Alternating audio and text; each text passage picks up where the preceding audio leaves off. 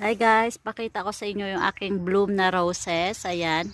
Sa harap to guys, ayan.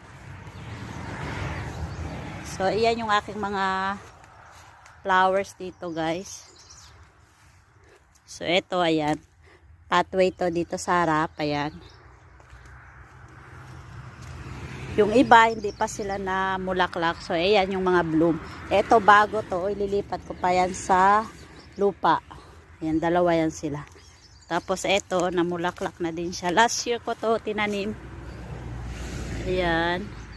Tapos yung isang rose, nandito sa round shape. Sari-saring mga bulaklak din to yan. Ayun yung aking rose. Ayan. Ang cute niya tingnan. Ayan guys. Thank you for watching.